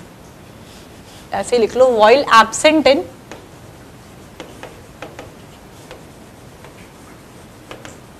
Marine water protozoa, ठीक है। नेक्स्ट पॉइंट ये, इस फाइलम के जो मेंबर्स होंगे उनके अंदर मैक्सिमम लोकोमोटरी स्ट्रक्चर्स जो है प्रेजेंट होते हैं। मैक्सिमम लोकोमोटरी स्ट्रक्चर इस फाइलम के मेंबर में प्रेजेंट होते हैं, लिख लीजिए, मैक्सिमम लोकोमोटरी स्ट्रक्चर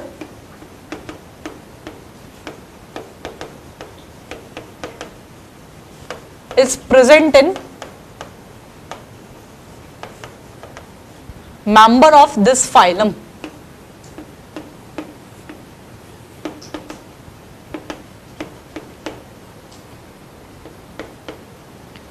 ठीक है, नेक्स्ट पॉइंट कि आपका, मैंने बताया मैक्सिमम लोकोमोटरी स्ट्रक्चर इसके अंदर प्रेजेंट है।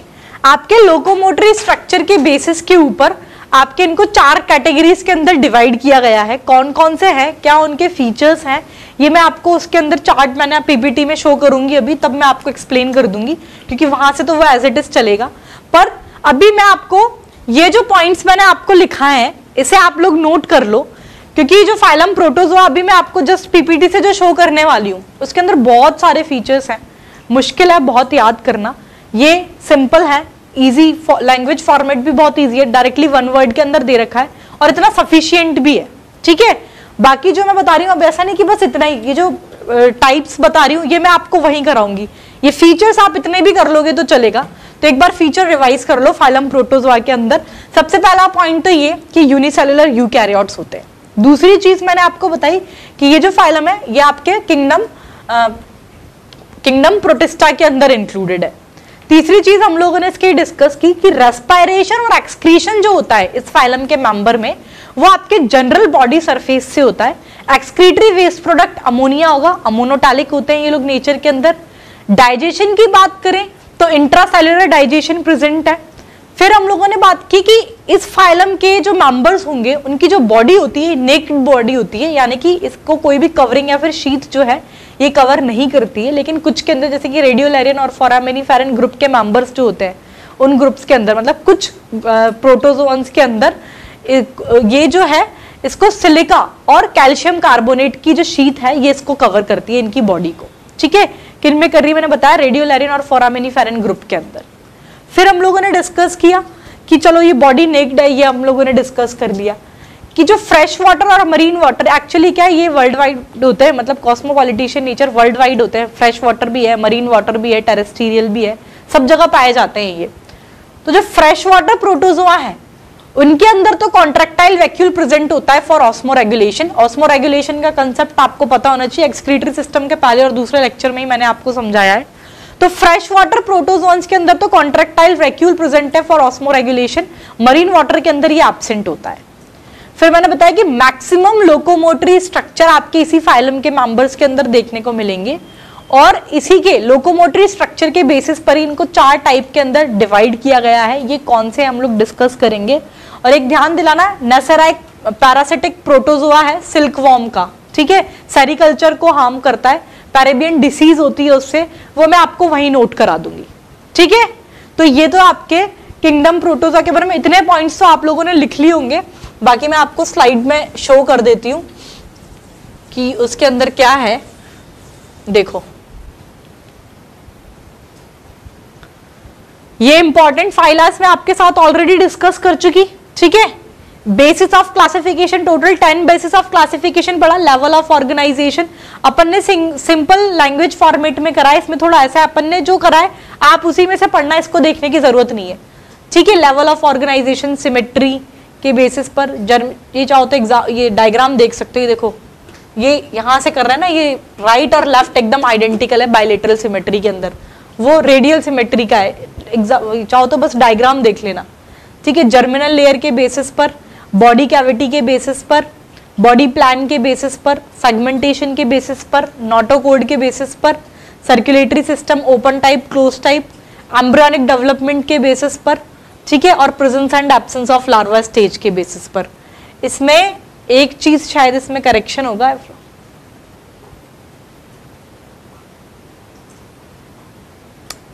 सही है, सही लिखा हुआ, ठीक है। बट ये चीज जो है ये आप इसमें से मत पढ़ना, ये अपन ने जो अभी मैंने आपको जो फॉर्मेट लिखा है उसमें से ही पढ़ना, थोड़ा बहुत ज्यादा अच्छा दे रखा है, ठीक है। ये तो बाद में आएगा। फिर फाइलम प्रोटोजोआ के, ये मैं बता रही हूँ कहां तक का, ये जो मैंने लिखा है ना, कहां तक आपको पढ़ने की, ये यहां तक, ये पूरा जो ये इतने पॉइंट्स दे रखे हैं ना आपके, रिप्रोडक्शन तो इसमें से ही देखेंगे, 12th से पहले तक के जो पॉइंट्स हैं ये ऑलमोस्ट सारे मैंने आपको जो इंपॉर्टेंट थे वो मैंने आपको इस फॉर्मेट में अभी जो लिखा है उसमें मैंने कवर कर लिए।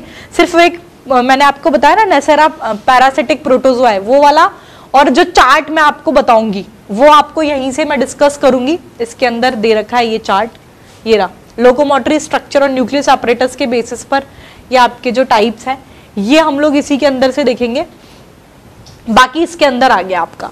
तो लेकिन एक बार जिन स्टूडेंट्स को है कि नहीं भाई हम लोग तो सारे, तो मैं एक बार आपको ये पढ़कर बता देती हूँ इसके फीचर्स जो मैंने इसके अंदर लिखा है। सबसे पहला point, they are world wide cosmopolitan, mostly microscopic, aquatic, terrestrial, free living और पैरासिटिक, ठीक है। ये सॉलिटरी भी होते हैं तो कॉलोनियल भी हैं, सीरियस डिसीजेस को लिए रिस्पॉन्सिबल है, पैथोजेनिक है। इसमें तो इतना छोड़ रखा है पैथोजेनिक, इसमें एक पैथोजन का जो नाम से पूछा जाता है, जो मैंने बताया सेरिकल्चर, सिल्कवॉर्म का पैरासिटिक प्रोटोजोआ है जो कि सिल्कवॉर्म को इफेक्ट करता है, सेरिकल्चर को हार्म करता है, वो मैं आपको अभी लिखवाऊंगी, ठीक है। Small microscopic eukaryotic unicellular organism है, मैंने इस पॉइंट में से सिर्फ आपको ये एक पॉइंट लिया है, यूकैरियोटिक यूनिसेल्युलर, कलरलेस है, spherical, oval shape, spindle shape, slipper like, having irregular symmetry, कोई नहीं पूछने वाला इस पॉइंट में। ये जो पहला पॉइंट है ना, इसमें मेन एक पॉइंट ये यूकैरियोटिक यूनिसेल्युलर, ये मैं ऑलरेडी लिखा चुकी। दूसरा ये सिमेट्री वाला कि इर्रेगुलर एसिमेट्री होती है, तो वो अपन ने जो बेसिस ऑफ क्लासिफिकेशन पढ़ा है वहां पर asymmetry, radial symmetry, bilateral symmetry किसमें क्या है तो वहां ऑलरेडी मैं डिस्कस कर चुकी, इसलिए सिमेट्री भी याद करने की जरूरत नहीं है। Body level of organisation, protozoa के अंदर प्रोटोप्लाज्मिक लेवल होता है, ये भी क्यों नहीं लिखाया मैंने, बेसिस ऑफ क्लासिफिकेशन पढ़ा है वहां पर अपन को वहां से पता है, ठीक है। चलो ये ऊपर का पॉइंट कोई इंपॉर्टेंट नहीं है, कोई क्वेश्चन नहीं बनने वाला यहां से। जितने पॉइंट्स मैं आपको इसलिए सिर्फ ये तो शो करने के लिए है, बाकी इसमें जो फर्स्ट पॉइंट है ना, इसमें से अगर क्वेश्चन तो दो जगह से ही बनता है, एक तो ये यूनिसेल्युलर यूकैरियोट्स, दूसरा ये इर्रेगुलर सिमेट्री। यूनिसेल्युलर यूकैरियोट्स मैंने अभी आपको जो नोट्स लिखवाए उसमें मैंने नोट करवा दिया, irregular symmetry basis of classification में आ गया इसलिए मैंने इसको नहीं किया।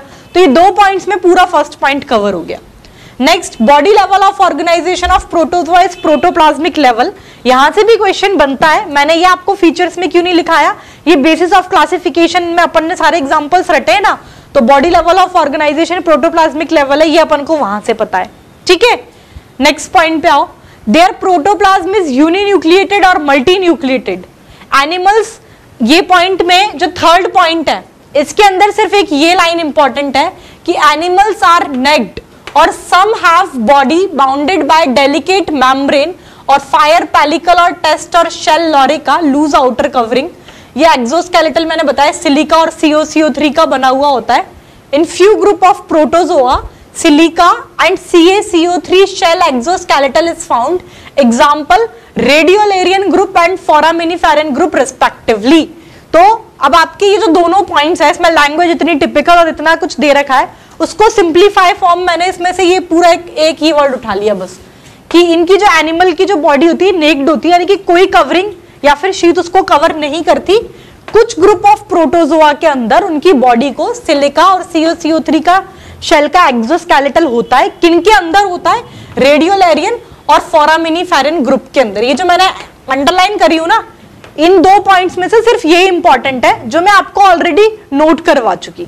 ठीक है, थोड़ा सिंप्लीफाइड फॉर्म में हम लोगों ने इसको प्रेजेंट किया, क्योंकि अदरवाइज देखो, क्योंकि एग्जांपल्स में तो हम लोग भी कुछ सिंप्लीफाई नहीं कर सकते, वो तो आपको रटने ही पड़ेंगे, उसका कोई दूसरा ऑप्शन है नहीं। कम से कम इसको कर सकते हैं, तो इसके लिए अपन ने, मैंने आपको इसीलिए ये आपको बता रही हूँ आप, क्योंकि फिर भी एक बार कुछ स्टूडेंट्स होते हैं सेटिस्फेक्शन आता ही नहीं, एक बार देखेंगे ही सही इन स्लाइड्स को, और देखेंगे तो फिर दिमाग खराब होगा।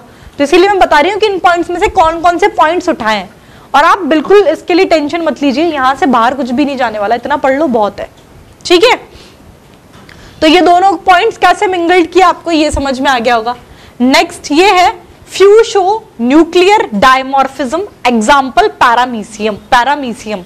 अब ये पॉइंट ऐसे नहीं कह सकते कि इंपॉर्टेंट नहीं है, जो बिल्कुल लिमिटेड पढ़ के जाता है एनिमल टैक्स को बिल्कुल छोड़ के जाने के इरादे से होते हैं, वो तो उतने पॉइंट्स पढ़ लेना, काम चल जाएगा।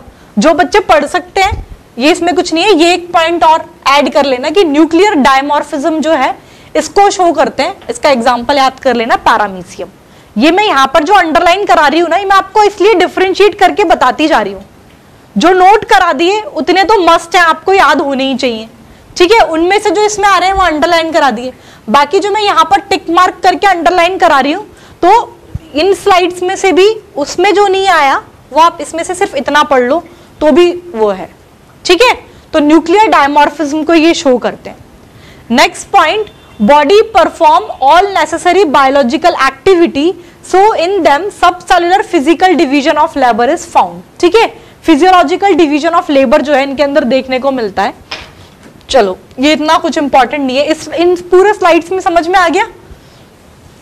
इसमें यहां तक के पॉइंट्स ऑलरेडी था, सिर्फ एक ये पॉइंट न्यूक्लियर डायमॉर्फिज्म एक्स्ट्रा है जो आपको पढ़ना है। Next point, locomotion structure. हाँ, लोकोमोशन स्ट्रक्चर में मैंने वहां पर आपको ये बताया कि मैक्सिमम लोकोमोटरी स्ट्रक्चर जो है आपके इस फाइला के अंदर प्रेजेंट होते हैं। अब ये आप जरूर इसमें से आपको याद करना है, इसलिए मैंने लिखा है, जो एज इट इज है वो मैंने लिखा के टाइम वेस्ट नहीं किया। तो लोकोमोटिव स्ट्रक्चर इसके अंदर कौन कौन से हैं ये आपको पढ़ने हैं। ठीक है, ये मैं टिक कर देती हूँ, इसलिए ये पढ़ना है आपको। लोकोमोटरी स्ट्रक्चर सूडोपोडिया जो है अमीबा और एंट अमीबा के अंदर देखने को मिलता है। Whip like locomotory structure flagella, whip like flagella जो है ये ट्रैपासोमा के अंदर देखने को मिलता है। Hairy cilia, it is seen in paramecium.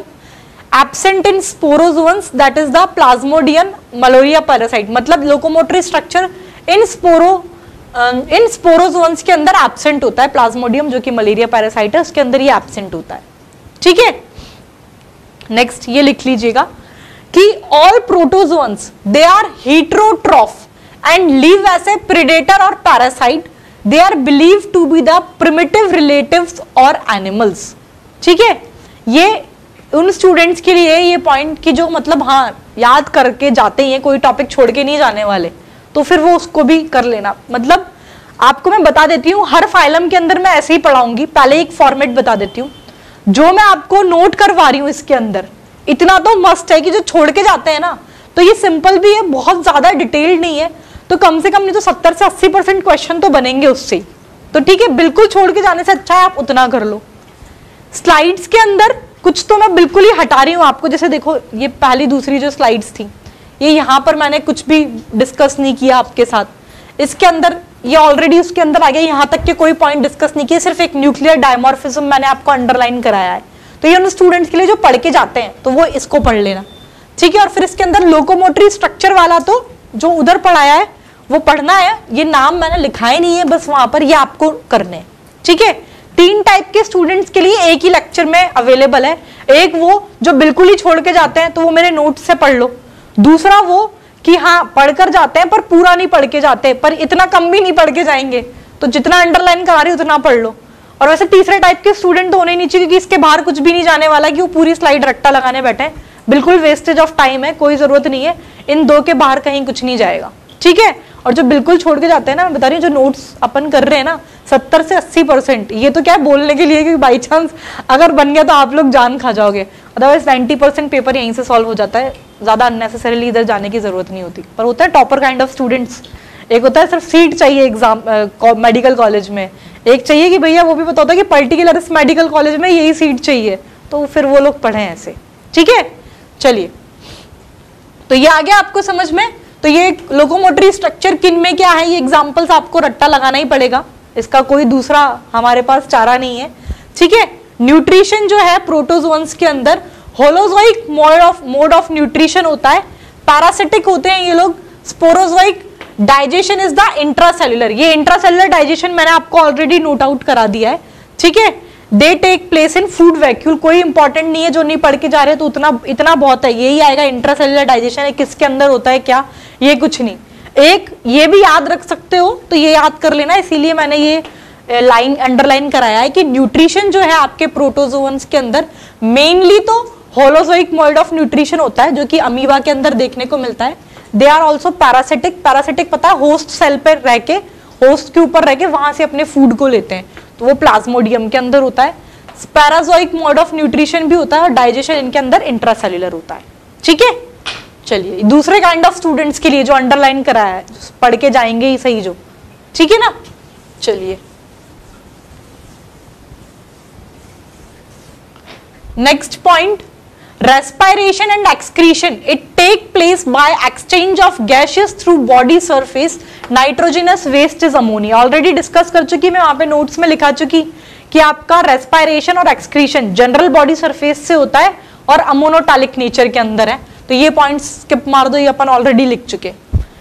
Next point, some excretion में अकर through contractile vacuole which is present in fresh water protozoa, some freshwater protozoa get rid of excess water through contractile vacuole known as osmoregulation। इसी point को simplified form में मैंने लिखाया था कि fresh water protozoa जो है आपके, ये लिखाया है मैंने आपको उसमें, फ्रेश वाटर प्रोटोजोआ के अंदर आपका कॉन्ट्रैक्टाइल वैक्यूल प्रेजेंट होता है फॉर ऑस्मोरेगुलेशन, और ये आपके मरीन वाटर प्रोटोजोन्स के अंदर एब्सेंट होता है। ऑस्मोरेगुलेशन का कंसेप्ट आपको ऑलरेडी एक्सक्रीटरी सिस्टम में पढ़ा चुके, तो ये सिर्फ थोड़ा सा लैंग्वेज ऐसा है, बाकी एज इट इज में जो है ये आपको इसको सिंप्लीफाइड करके मैं अपने नोट्स में आपको लिखा चुकी, तो ये पॉइंट भी आपको पढ़ के जाने की कोई जरूरत नहीं है। Next point, amoeba has 1 and paramecium has 2 contractile vacuole, ठीक है। इतना कुछ आता नहीं है, जिनको पढ़ के जाते ही है सारा तो वो इस पॉइंट को देख सकते हैं कि किसमें कितने होते हैं, तो अमीबा के अंदर 1 और पैरामीशियम के अंदर 2 कॉन्ट्रैक्टाइल वैक्यूल्स प्रेजेंट है आपके, ठीक है। यहां तक समझ में आ गया। चलिए नेक्स्ट स्लाइड देखो। रिप्रोडक्शन, रिप्रोडक्शन मैंने वहां नहीं लिखाया है, पर अगर बहुत ज्यादा डिटेल में नहीं जाओ तो इसमें तो कुछ ऐसा है वो भी नहीं है, आप आराम से याद कर सकते हैं। रिप्रोडक्शन वाला पॉइंट देख लेना। रिप्रोडक्शन जो है ये एसेक्सुअल और सेक्सुअल दोनों मोड ऑफ रिप्रोडक्शन जो है इनके अंदर देखने को मिलते हैं।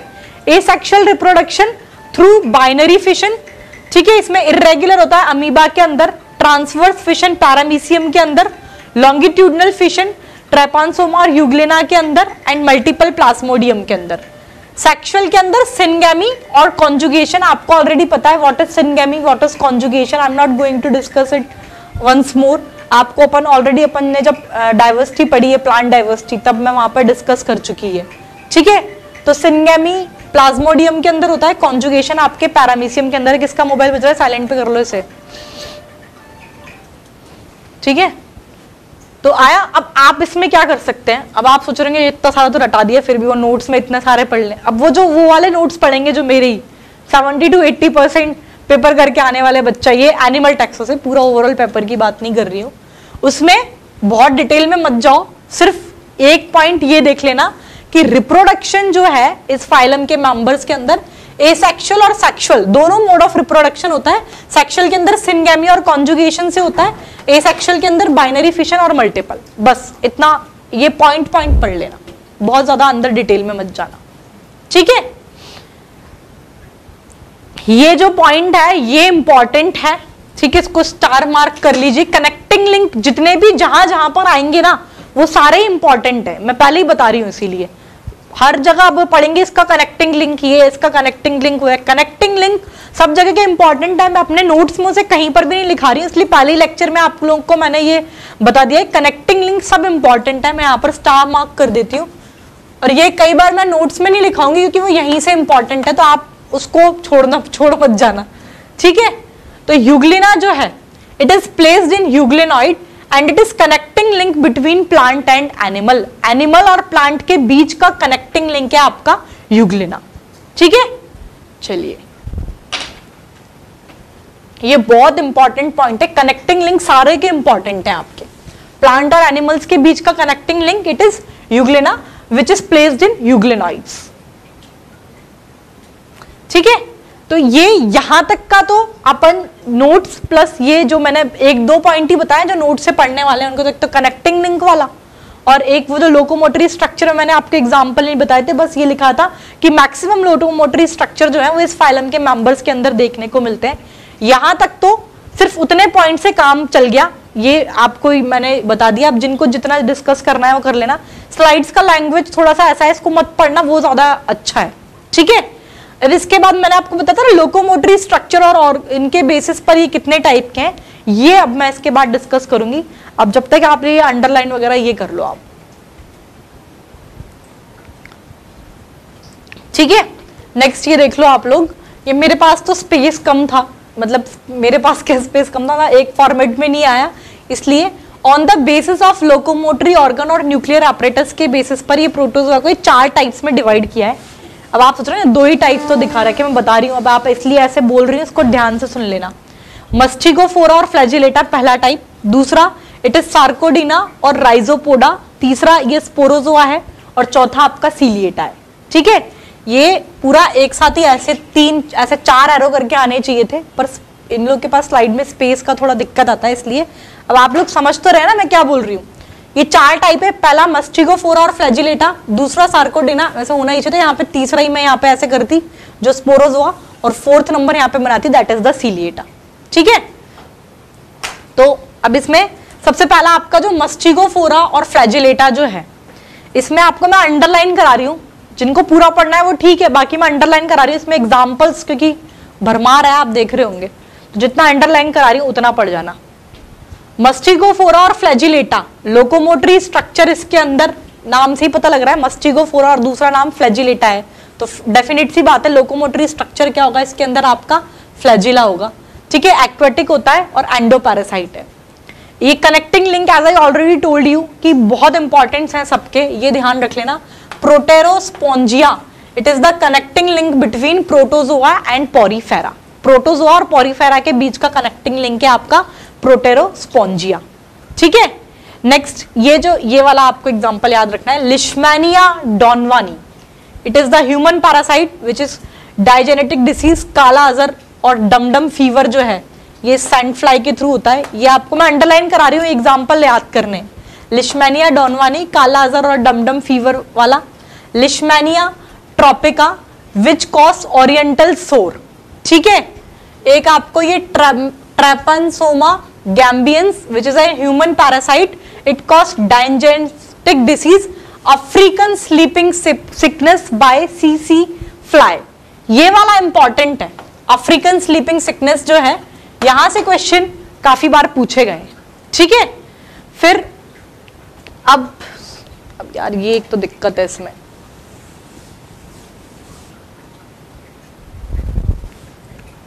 ठीक है, वो लास्ट वाली स्लाइड का शो हो रहा था। ये वाले पढ़ो तो पढ़ लेना, नहीं तो छोड़ देना, ठीक है। ये तो नहीं बोल सकते कि नहीं, पर हाँ जैसे इतने एग्जाम्पल नहीं रट सकते तो कम से कम इतने रट लेना।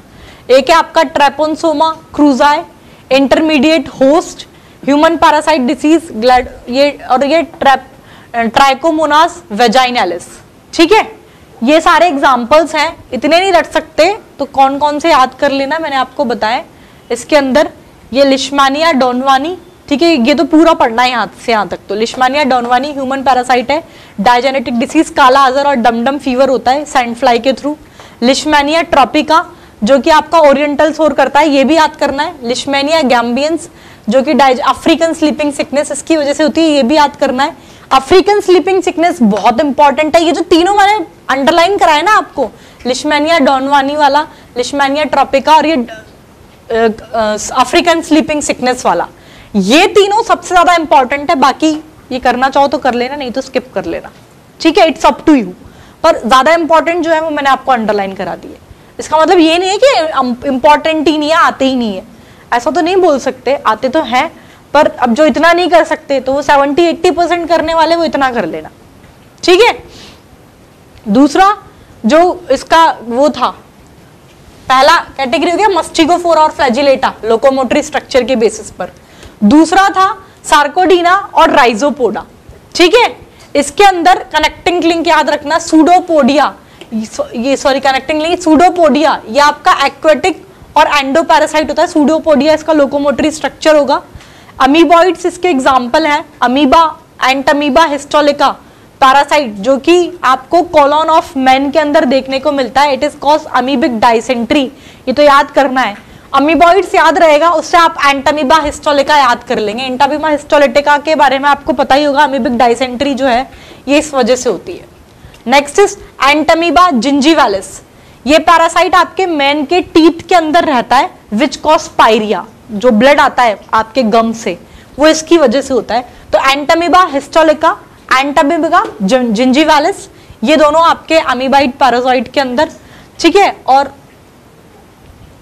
यार इतना जो अंडरलाइन कराया इसमें ये याद कर लेना, अमीबॉइड्स में एंटमीबा हिस्टोलिटिका और एंटमीबा जिंजीवालिस, ठीक है।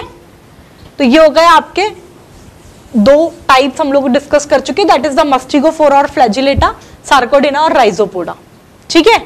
अब इसके बाद जो तीसरा टाइप है आपका स्पोरोजोआ। स्पोरोजोआ के अंदर आपके लोकोमोटरी स्ट्रक्चर ही एब्सेंट होते हैं, ठीक है, लोकोमोटरी स्ट्रक्चर एब्सेंट स्पोरोजोआ के अंदर। एग्जाम्पल प्लाज्मोडियम आपको याद रखना है, प्लाज्मोडियम सबको पता है मलेरिया पैरासाइट है, मलेरिया इसी वजह से होता है, ठीक है। तो इसका एग्जाम्पल है आपका Plasmodium. The most notorious sporozoan is Plasmodium, that is the malarial parasite which cause malaria, a disease which has strategic effect on human population. फालतू की राम कथा है, कुछ भी नहीं देखना, इतना पढ़ना है। स्पोरोजोआ जो तीसरा टाइप है, locomotory structure absent, example Plasmodium which is a malaria parasite, ठीक है, जो अंडरलाइन किया उतना पढ़ लो। Next category सीलिएटा। सीलिएटा के अंदर नाम से ही पता लग रहा है लोकोमोटरी स्ट्रक्चर सीलिया होंगे, एंडोपैरासाइट एंड एक्वेटिक।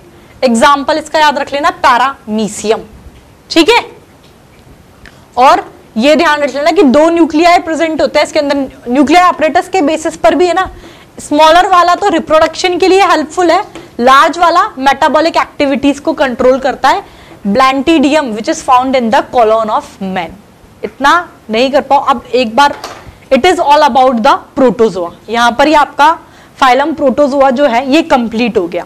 अब देखो, अब जो बच्चे थोड़े बहुत भी कंफ्यूज हो रहे हैं, अब मैं जो ये तो आपको पता लग गया, अब जो मैं वो बता रही हूँ जो 80% वाले हैं, एक तो 80% नहीं, ऐसे ऑलमोस्ट इसमें से ही कवर हो जाएगा। बहुत ज्यादा डिटेल नहीं मत जाओ, क्योंकि इतने में बताओ आप याद कर नहीं पाओगे, ठीक है। जो कर लेते हैं वो तो ठीक है, उनको तो रट्टा लगा लो।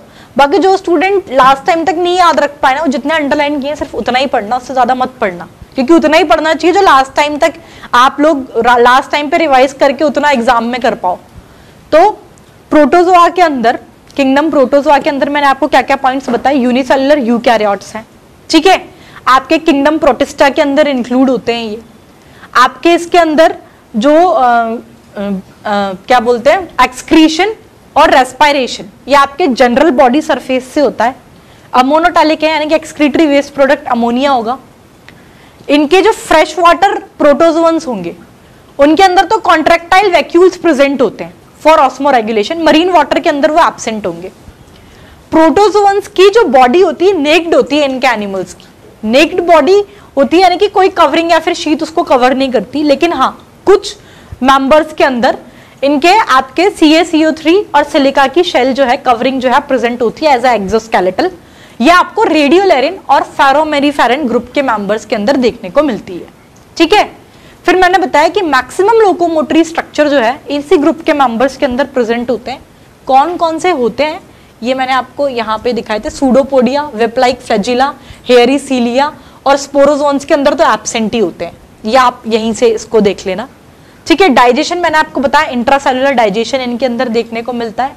और फिर आपके लोकोमोटरी स्ट्रक्चर के बेसिस पर आपके ये 4 टाइप के प्रोटोजोआ हैं, दैट इज द मस्टिगोफोरा और फ्लैजिलेटा। नाम से ही पता लग रहा है फ्लैजिलेटा यानी कि लोकोमोटरी स्ट्रक्चर फ्लैजिला होगा। सार्कोडेना और राइजोपोडा, इसके अंदर लोकोमोटरी स्ट्रक्चर सूडोपोडिया होता है। तीसरा स्पोरोजोआ, लोकोमोटरी स्ट्रक्चर एब्सेंट। चौथा सीलिएटा, लोकोमोटरी स्ट्रक्चर सीलिया। एग्जाम्पल्स कौन कौन से याद रखने, मेस्टिगोफोरा के अंदर तो एक तो कनेक्टिंग लिंक प्रोटोजोआ और पॉरीफेरा के बीच में क्या है ये आपको इंपॉर्टेंट है, ध्यान होना चाहिए, that is the Proterospongia. Leishmania donovani, kala azar और डमडम फीवर वाला। Leishmania tropica which is responsible for the oriental sore. Trypanosoma gambiense, African sleeping disease. ठीक है, ये इतने एग्जाम्पल तो इसमें याद रखने।